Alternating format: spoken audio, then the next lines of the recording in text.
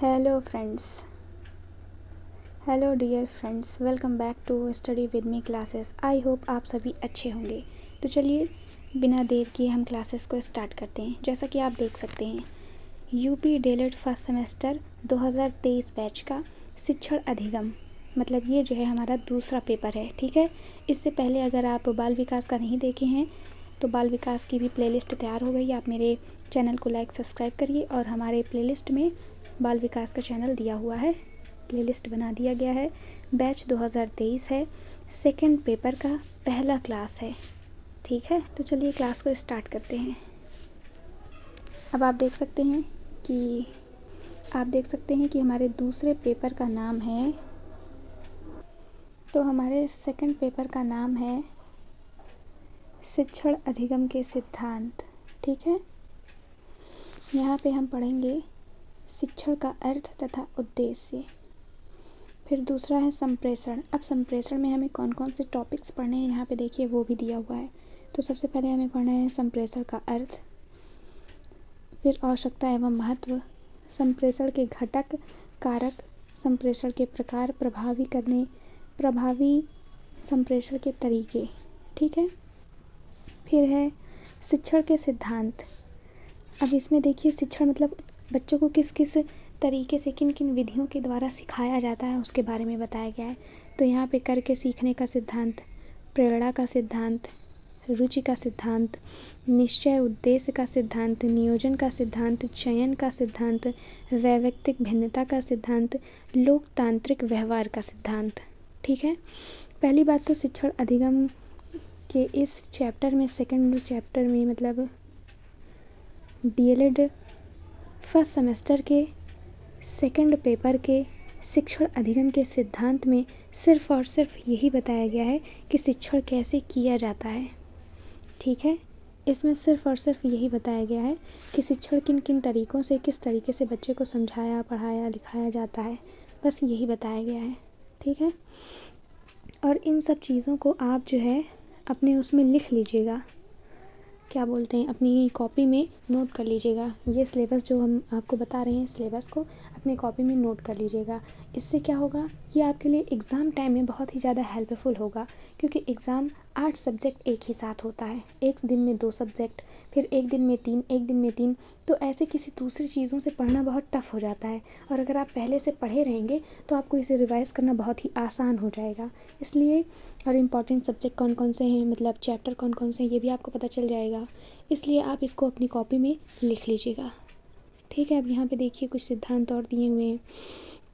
जीवन से संबंध स्थापित करने का सिद्धांत, आवृत्ति का सिद्धांत, निर्माण एवं मनोरंजन का सिद्धांत, विभाजन का सिद्धांत। ठीक, फिर अब देखिए यहाँ दिया है शिक्षण के सूत्र, मतलब पढ़ाने के कौन कौन से सूत्र होते हैं उसके बारे में यहाँ पे दिया हुआ है, जिसमें पहला है सरल से कठिन की ओर, फिर ज्ञात से अज्ञात की ओर, फिर शिथिल से सूक्ष्म की ओर, पूर्ण से अंश की ओर, अनिश्चित से निश्चित की ओर, प्रत्यक्ष से अप्रत्यक्ष की ओर, विशिष्ट से सामान्य की ओर, विश्लेषण से संश्लेषण की ओर, मनोवैज्ञानिक से तर्क संगत की ओर और अनुभव से तर्कपूर्ण की ओर, प्रकृति का अनुसरण।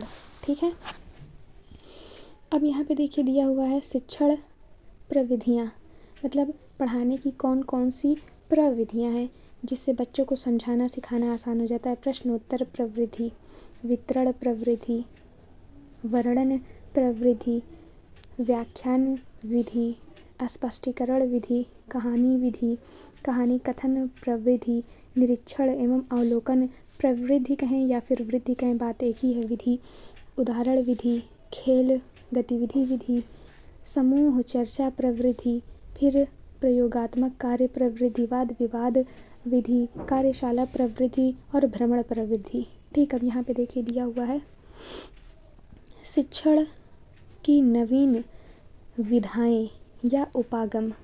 ठीक है, इसके अंदर, इस चैप्टर के अंतर्गत हमें पढ़ना है बाल केंद्रित शिक्षण, फिर क्रिया गतिविधि आधारित शिक्षण, रुचिपूर्ण आनंददायी शिक्षण, फिर सहभागी शिक्षण, दक्षता आधारित शिक्षण, फिर उपचारात्मक शिक्षण, बहुकक्षा बहुस्तरीय शिक्षण। फिर अपना नेक्स्ट चैप्टर है सूक्ष्म शिक्षण एवं शिक्षण के आधारभूत कौशल कौन कौन से कौशल। अब इसके अंतर्गत हमें जो टॉपिक्स पढ़नी है मेन टॉपिक्स वो देखिए ये है।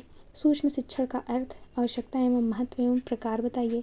फिर शिक्षण कौशल्य अर्थ मतलब शिक्षण कौशल्य का अर्थ। फिर पाठ प्रस्तावना कौशल, उद्देश्य कथन कौशल, प्रश्न कौशल, व्याख्यान कौशल, सोदाहरण स्पष्टीकरण या दृष्टांत कौशल। फिर छात्र सहभागिता कौशल्य, उद्दीपन परिवर्तन कौशल्य। फिर पुनर्वलन कौशल्य, श्यामपट्ट लेखन कौशल्य, पुनर्वृत्त कौशल्य। फिर शिक्षण में एक से अधिक कौशलों एवं गतिविधियों का समावेश। फिर देखिए नेक्स्ट चैप्टर है अपेक्षित अधिगम स्तर। इसमें हमें संकल्पना, अधिगम स्तर की संप्राप्ति में अधिगम अनुभवों का संयोजन। फिर उपेक्षित अधिगम, प्रतिफल का अधिगम के पुनर्वलन में महत्व। ठीक है, ये पढ़ना है। फिर एक और ये आखिरी चैप्टर है, नहीं शायद आखिरी नहीं है ये जो चैप्टर है इसमें हमें पढ़ना है शिक्षण अधिगम की सामग्री। मतलब शिक्षण अधिगम का अर्थ क्या होता है, आवश्यकता एवं महत्व बताइए। शिक्षण अधिगम सामग्री के प्रकार वर्गीकरण। फिर उत्तम शिक्षण अधिगम सामग्री की विशेषताएं कौन कौन सी हैं ये बताना है। ठीक है, अब हम आगे बढ़ते हैं और यहाँ पे देखिए थोड़ा जूम करना पड़ेगा। यहाँ पे देखिए नेक्स्ट चैप्टर है और ये काफ़ी बड़ा चैप्टर है। ये जो आपकी बुक है मतलब सेकंड जो आपका पेपर है ये पेपर ही इसमें बहुत ज़्यादा लेसन है, लगभग 11 से 13 लेसन इसमें होगा और ये सब के सारे लेसन्स बहुत इंपॉर्टेंट हैं और ये आप कभी पढ़े भी नहीं, ये आप पहली बार पढ़ेंगे। तो इसलिए पहली बार आप इसे पढ़ेंगे प्लस ये जो है जो पेपर है ये सभी एग्ज़ाम जो एजुकेशनल एग्ज़ाम होते हैं मतलब टीचिंग के लाइन में जितने भी एग्ज़ाम्स होते हैं जैसे टेट, सुपर टेट, ठीक है, और यूपी टेट, इन सभी के लिए ये बहुत ही इम्पॉर्टेंट है। ठीक है, इन सभी के लिए ये बहुत इम्पॉर्टेंट है का मतलब कि ये जो है आपकी जो बुक है जो सेकंड पेपर शिक्षण अधिगम का जो आपका जो है सिलेबस है ये बहुत इम्पॉर्टेंट है। इन सभी में ये पूछा जाता है, या तो ये कह लीजिए कि इन सभी का फेवरेट जो है जो टॉपिक है वो शिक्षण अधिगम है। ठीक है, इसलिए अगर आप फर्स्ट सेमेस्टर में इसको अच्छे से पढ़ लेते हैं तो ये आपके आगे की मतलब फर्स्ट सेकंड थर्ड फोर्थ और यूपी टेट सुपर टेट इन सभी में ये जो है आपके लिए बहुत काम आएगा। ठीक, इसलिए इस बार फर्स्ट सेमेस्टर में आप इसे अच्छे तरीके से पढ़िए ताकि जब दोबारा कहीं भी किसी भी जो है एग्ज़ाम में ये पूछा जाए तो आप उसका आंसर आसानी से दे सकें। ठीक, तो हम आगे देखते हैं। इसमें देखिए शिक्षण अधिगम सामग्री के प्रकार। ठीक, इसमें दिया हुआ है, हम इसे थोड़ा सा साफ कर दे रहे हैं ताकि आप इसे लिख सकें और इसका नोटबुक बनाना मत भूलिएगा क्योंकि उससे आप ही को आराम होगा।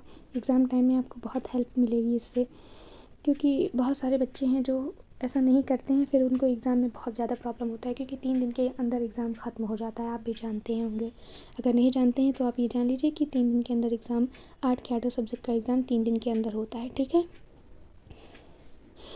अब देखिए यहाँ पे दिया है इंद्रिय जनित अधिगम कराने हेतु विभिन्न पदार्थ वस्तुएं क्रियाएं यथार्थ। फिर देखिए दिया है स्पर्श, सूंघना, चखना।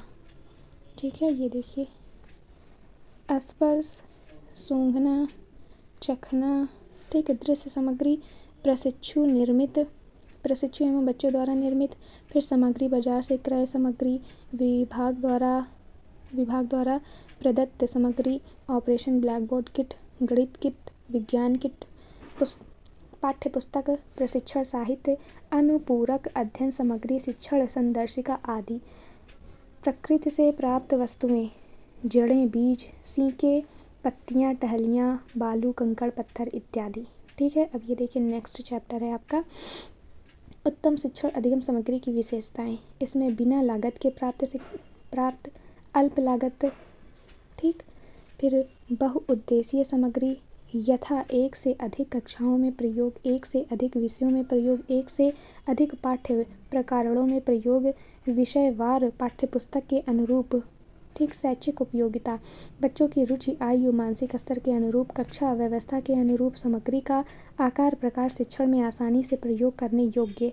ठीक है, ये हो गया। अब ये देखिए आपका आखिरी चैप्टर है, यहाँ पे आपका चैप्टर ख़त्म होता है। ठीक है, नीचे क्या है वो अभी हम आपको बताएंगे। पहले ये देखिए, शिक्षण अधिगम सामग्री के निर्माण, प्रयोग तथा रख रखाव में सावधानियाँ। ठीक, अब हम देखते हैं, ये आपका चैप्टर ख़त्म हो गया सारा।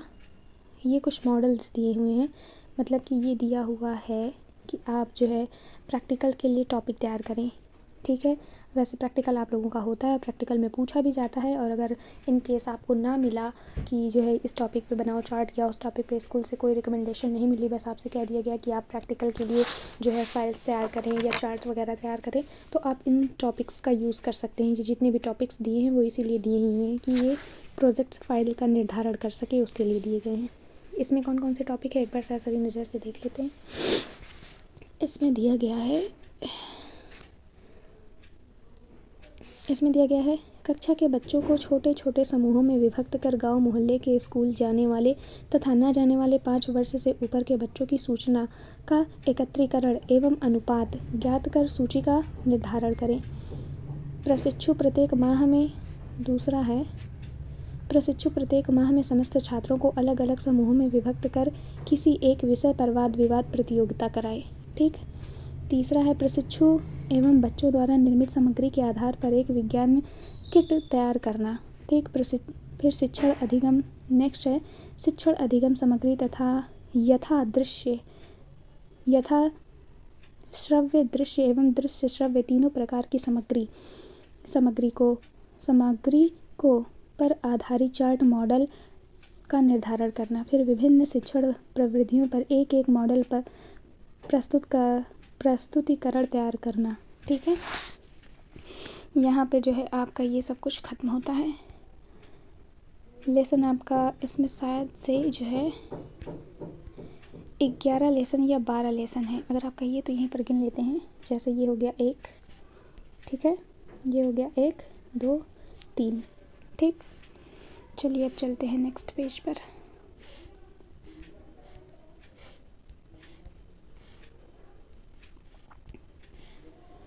ये हो गया 4 5 6 7 8 9। ठीक है, ये हो गया 10 11 और एक ये 12। ठीक है, पूरे 12 चैप्टर हैं इसमें, और 12 के 12 इम्पॉर्टेंट हैं। ठीक है, ये हो गया आपका ये चैप्टर।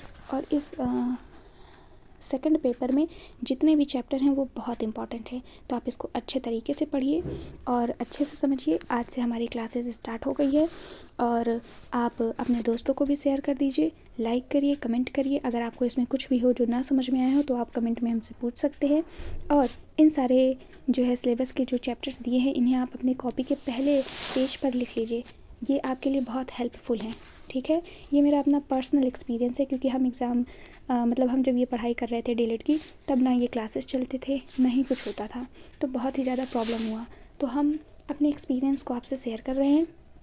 आई होप आपको ये इन्फॉर्मेशन अच्छी लगी हो। अगर आपको अच्छी लगी है तो लाइक करिए, शेयर करिए, कमेंट करिए, और हम आपसे मिलते हैं नेक्स्ट वीडियो में। Okay, bye.